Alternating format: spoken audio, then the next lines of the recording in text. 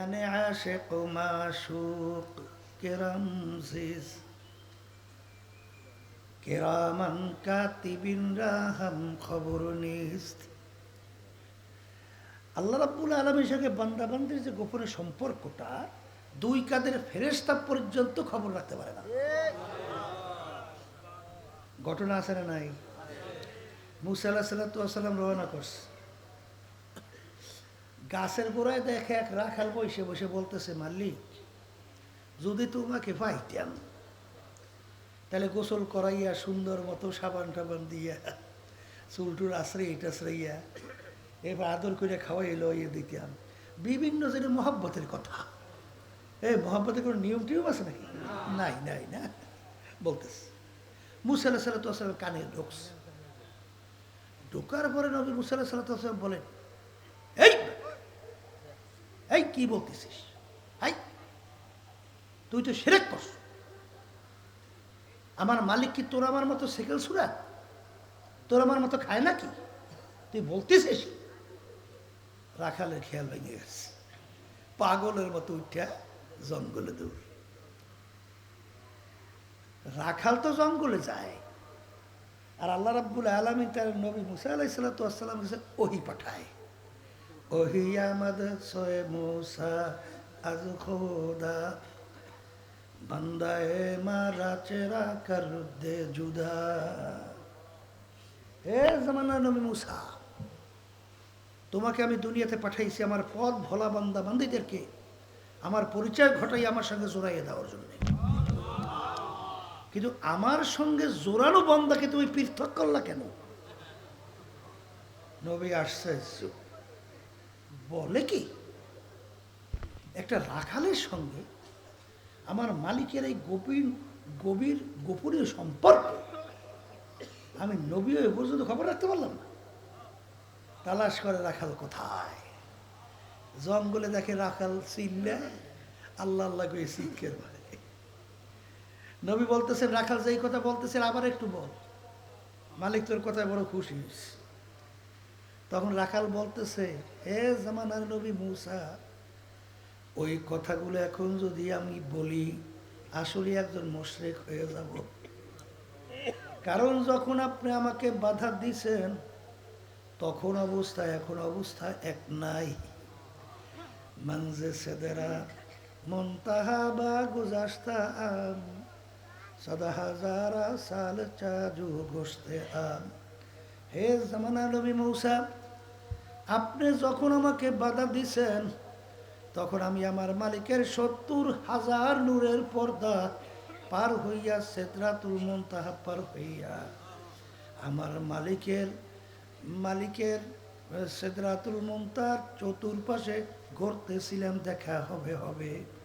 এই সময় আপনি আমাকে বাধা দিয়েছেন হুজুর, ওই অবস্থা তো এখন আর আমার নাই। কি বুঝলেন? কোথায় রয়েছে আল্লাহর বান্দা, কোথায় রয়েছে মালিকের সঙ্গে সম্পর্ক? খবর আছে? খবর আছে? আলহামদুলিল্লাহ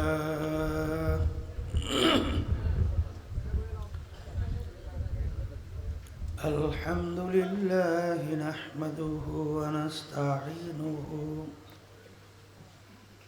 ওয়া নাস্তাগফিরুহু ওয়া নু'মিনু বিহি ওয়া নাতাওয়াক্কালু আলাইহি ওয়া নাউযু বিল্লাহি মিন শুরুরি আনফুসিনা من يهده الله فلا مضل له ومن يضلله فلا هادي له ونشهد أن لا إله إلا الله وحده لا شريك له ونشهد أن محمدًا عبده ورسوله أما بعد فأعوذ بالله من الشيطان الرجيم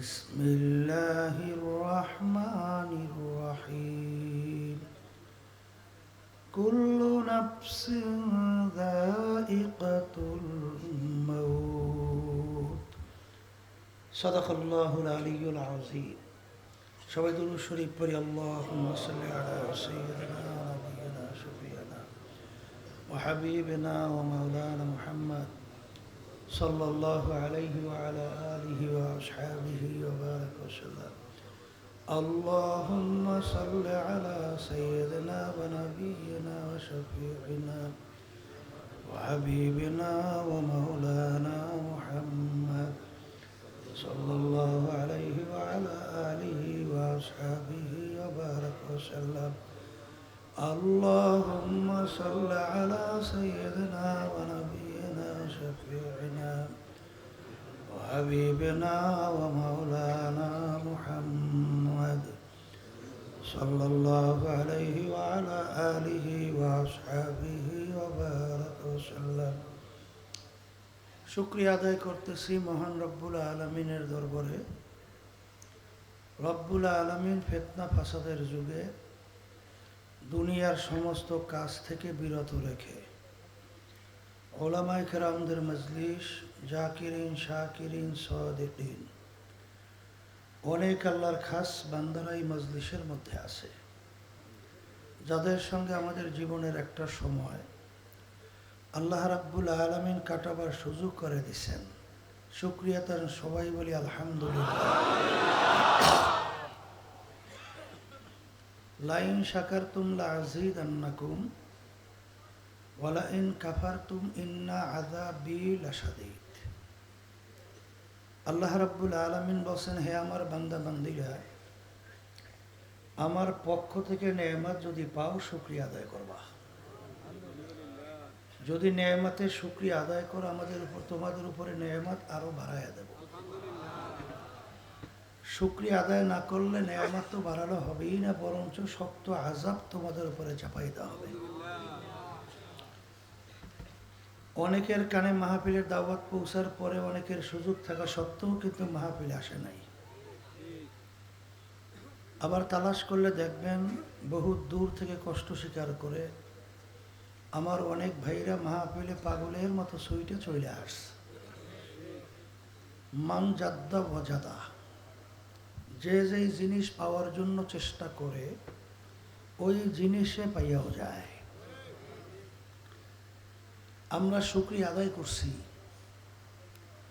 আল্লাহ রাব্বুল আলামিন শুকরিয়া আদায় করলে কি পরিমাণ খুশি হয়। মূসা আলাইহিস সালাতু ওয়াস সালাম রওনা করছে আল্লাহর সঙ্গে দেখা করার জন্য। পথের পাশে দেখে কতগুলো হাঁস বসে আছে। আল্লাহর কুদরতে হাঁসগুলোর জবান খুলে গেছে। হাঁসগুলো বলতেছে, নবী গো, কোথায় রওনা করছেন? আল্লাহর সঙ্গে দেখা করার জন্য। হাঁসগুলো বলতেছে, নবী গো, আমাদের একটা আরজি আল্লাহর কাছে পেশ করিলেন। বহুদিন পর্যন্ত বৃষ্টি হয় না, অনাবৃষ্টির কারণে মাখলুকাতগুলো কষ্ট পায়। কবে নাগাদ বৃষ্টি হতে পারে আল্লাহ থেকে তো যাইনি এসে। নবী হাঁসের আরজি পেশ করলেন।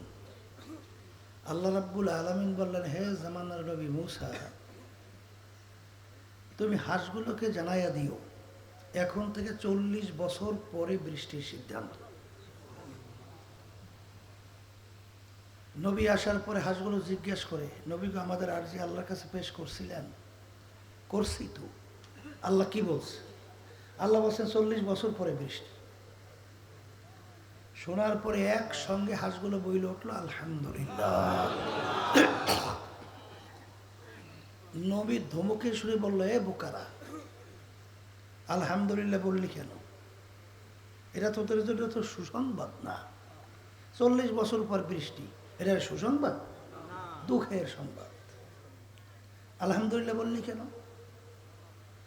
হাঁসগুলো বলতেছে, নবী গো, ইন্নাল্লাহা আলা কুল্লি শাইইন কাদির। সমস্ত ক্ষমতার মালিক কে? তা আল্লাহ যদি 40 বছর পরেও বৃষ্টি না দিতেও, তা আমাদের কারো শক্তি নাই যে আমরা বৃষ্টি বর্ষণ করাবো। তা তা 40 বছর পরে হলেও আল্লাহ বৃষ্টি দিবেন, এই জন্য শুকরিয়া আদায় করছে।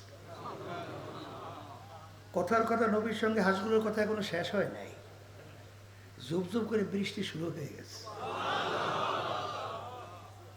নবী আশ্চর্য হইয়া বলতেছেন, মালিক ভেদ তো কিছু বুঝলাম না, আপনি বললেন 40 বছর পরে বৃষ্টি, কথার কথা 40 মিনিটও তো যায় নাই বৃষ্টি শুরু হওয়ার কারণ?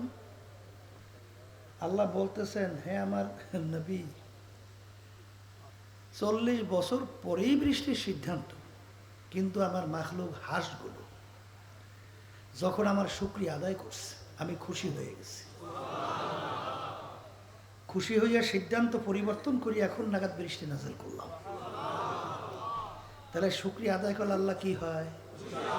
বলেন বলেন, খুশি হয়। অনেকের কানে মাহফিলের দাওয়াত পৌঁছার পরেও আশেপাশে রাস্তাঘাটে, দোকানে, বাজারে, ঘরে সুযোগ ছিল আসতে পারতে, আসে নাই, ঠিক না? আবার দূর থেকে অনেক আল্লাহর বাজারে চলে আসছে না। আমার আব্বাজান বলতেন, দিনই মাহফিলে প্রথম থেকে শেষ পর্যন্ত থাইকা বাড়ি বিদায় হয়ে চলে গেলে কম পক্ষে আমলনামার ভিতরে 50 লক্ষ নেকি এরকম জমা হতেই পারে না। নিয়াজ যাদের সহি, আল্লাহকে রাজি খুশির উদ্দেশ্যে আসছি, লক্ষ লক্ষ নেকি আল্লাহ আমলনামায় দানও তো করবে। আসতে বলে কথা ঠিকই না? একটা নেকির মূল্য যাদের বুঝে আসছে, হুশ থাকতে নেকি ছাড়বে না। আল্লাহ রসুল সাল্লাল্লাহু আলাইহি ওয়াসাল্লাম অহুদ পাহাড়কে ইঙ্গিত করে বলছিলেন, পুরা পাহাড় যদি স্মরণের হয়, এর যত মূল্য একটা নেকির মূল্য তার চেয়ে তুলনা ছাড়া বেশি। একটা নেকির প্রয়োজন সম্পর্কে আল্লাহ রাব্বুল আলামিন কোরআনুল কারীমের ভিতরে বলছেন, আউযু বিল্লাহি মিনাশ শাইতানির রাজিম, বিসমিল্লাহির রহমানির রহিম, ফামান ইয়া'মাল মিসকালা যাররাতিন খায়রান ইয়ারাহ ওয়া মান ইয়া'মাল মিসকালা যাররাতিন শাররান ইয়ারাহ। আল্লাহ বলতেছেন, যাররা পরিমাণ তোমার নেকি থাকলে তার ফল তুমি ভোগ করতে পারবে, গুনাহ থাকলেও ফল ভোগ করতে হবে। যাররা কাকে বলে? কাপড় ধুইয়া নিগড়ে রোদরে ঝাড়া দিলে লক্ষ লক্ষ রেণু রেণু দেখা যায় না? এক একটা রেণুকে বলা হয় যাররা।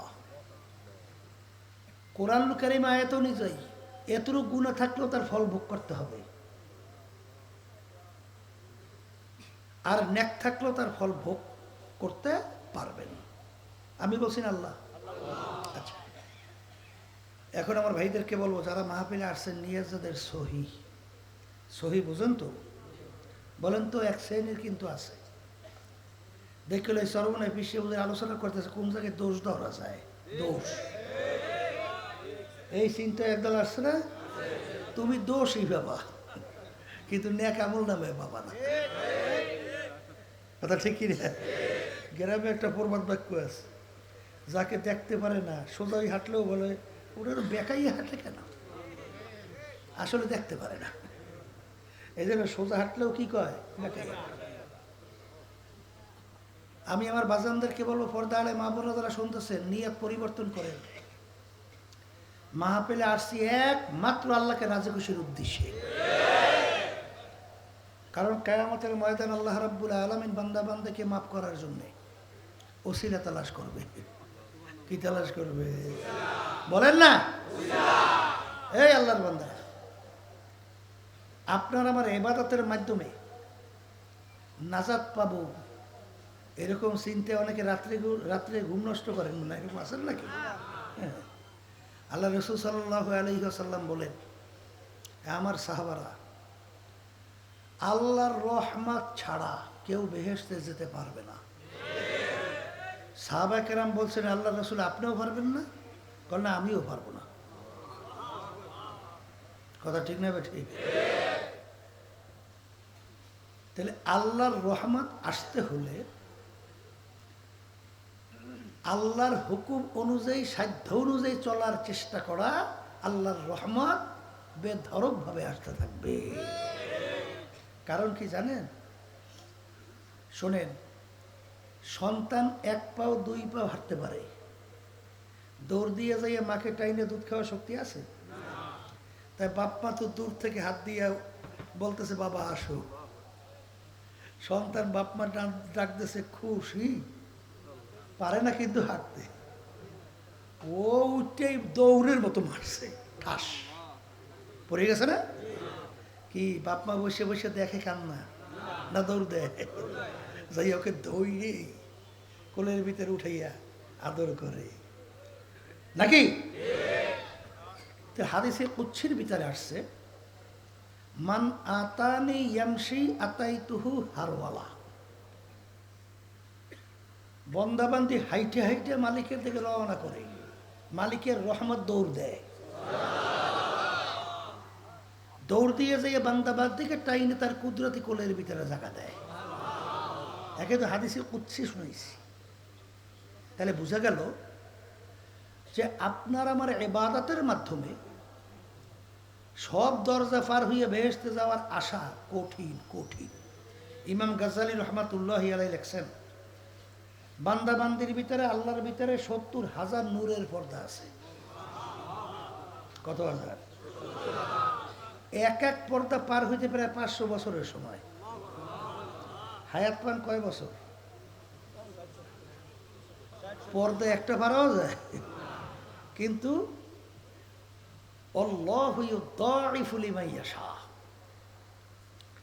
আল্লাহ যাকে চায় কোনো নিয়ম টিয়ম নাই। ৭০,০০০ নূরে পর্দা মুহূর্তে উঠাইয়া বান্দাবান্দিকে আল্লাহ রাব্বুল আলামিন তার কোলের ভিতরে কুদরতে টাইনা নেয়। এই আল্লাহর বান্দারা পর্দা আলে মা বোনেরা শোনেন, আল্লাহর সঙ্গে বান্দাবান্দির সঙ্গে গোপনে সম্পর্ক কিভাবে হয় শোনেন না? কবি কি বলে, মিয়ানে আশিক মাশুক কেরামজিজ কেরামান কাতিবিন রাহাম খবর নিস্ত। আল্লাহ রাব্বুল আলামিনের সঙ্গে বান্দাবান্দির যে গোপনে সম্পর্কটা, দুই কাদের ফেরেশতা পর্যন্ত খবর রাখতে পারে না। ঘটনা আছে না নাই? মুসা আলাইহিস সালাম রওনা করছে, গাছের গোড়ায় দেখে এক রাখাল বসে বসে বলতেছে, মালিক যদি তোমাকে পাইতাম তাহলে গোসল করাইয়া সুন্দর মতো সাবান টাবান দিয়া চুলটুল আশ্রইয়া এবার আদর করে খাওয়াই লইয়ে দিতাম। বিভিন্ন যে মহব্বতের কথা, এই মহব্বতের কোনো নিয়ম টিয়ম আছে নাকি? নাই নাই না বলতেছে।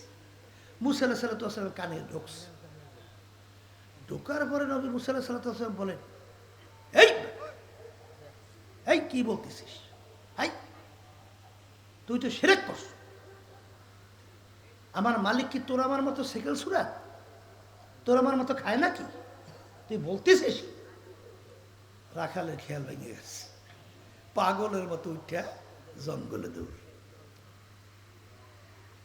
রাখাল তো জঙ্গলে যায়, আর আল্লাহ রাব্বুল আলামিন তার নবী মুসা আলাইহিস সালাম কাছে ওহী পাঠায়। ওহী আমাদ সোয়ে মুসা আজ খোদা বান্দায়ে মারা চেরা কর দে জুদা। হে জামানার নবী মুসা, তোমাকে আমি দুনিয়াতে পাঠাইছি আমার পথ ভোলা বান্দা বান্দিদেরকে আমার পরিচয় ঘটাই আমার সঙ্গে জোড়াইয়ে দেওয়ার জন্য। কিন্তু আমার সঙ্গে জোরানো বান্দাকে তুমি পৃথক করলা কেন? নবী আশ্চর্য, বলে কি একটা রাখালের সঙ্গে আমার মালিকের এই গভীর গোপনীয় সম্পর্ক আমি নবী এ পর্যন্ত খবর রাখতে পারলাম না। তালাশ করে রাখাল কোথায়, জঙ্গলে দেখে রাখাল চিল্লে আল্লাহ আল্লাহ করে শিক্ষের ভাই। নবী বলতেছেন, রাখাল যেই কথা বলতেছেন আবার একটু বল, মালিক তোর কথায় বড় খুশি হয়েছে। তখন রাখাল বলতেছে, হে জামানার নবী মুসা, ওই কথাগুলো এখন যদি আমি বলি আসলে একজন মুশরিক হয়ে যাব। কারণ যখন আপনি আমাকে বাধা দিছেন তখন অবস্থা এখন অবস্থা এক নাই। মানজে সেদেরা মন্তাহা বা গুজাস্তা আম सदा हजारा साल चाजू गोश्ते आम। হে জামানা নবী মূসা, আপনি যখন আমাকে বাধা দিছেন তখন আমি আমার মালিকের ৭০,০০০ নূরের পর্দা পার হইয়া সিদরাতুল মুনতাহা পার হইয়া আমার মালিকের মালিকের সিদরাতুল মুনতাহার চতুর্পাশে ঘুরতেছিলাম, দেখা হবে হবে। এই সময় আপনি আমাকে বাধা দিয়েছেন হুজুর, ওই অবস্থা তো এখন আর আমার নাই। কি বুঝলেন? কোথায় রয়েছে আল্লাহর বান্দা, কোথায় রয়েছে মালিকের সঙ্গে সম্পর্ক? খবর আছে? খবর আছে? এই আল্লাহ রাসূল সাল্লাল্লাহু আলাইহি ওয়াসাল্লাম একদিন রাত্রে তাহাজ্জুদের নামাজের ভিতরে মসজিদে ঢুকছে, দেখে আলী রাদিয়াল্লাহু তাআলা নামাজে তাহাজ্জুদে দাঁড়াইয়া আছে। আল্লাহ রাসূল সাল্লাল্লাহু আলাইহি ওয়াসাল্লাম পিছনে নিয়াত বেঁধে তিনিও দাঁড়াই গেছে। সময়ের পর সময় যায়, আলী রাদিয়াল্লাহু তাআলা আনহু রুকুতেও যায় না, সিজদায়ও যায় না।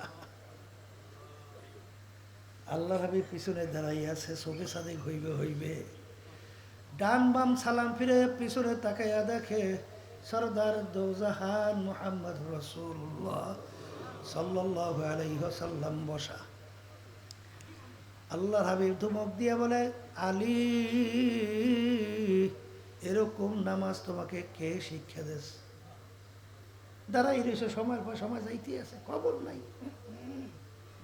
আল্লাহর হাবিব তো ধমক দিয়েছে, এমনি থরথরে আল্লাহ রসুলকে দেখে তো কাপ শুরু হয়ে গেছে। জিবরিল আলাইহিস সালাতু ওয়াস সালাম হাজির। হে আল্লাহ রসুল, এই ছেলেটাকে আল্লাহ মালিক রাগ করতে মানা করছে। আলীর কোনো দোষ নাই।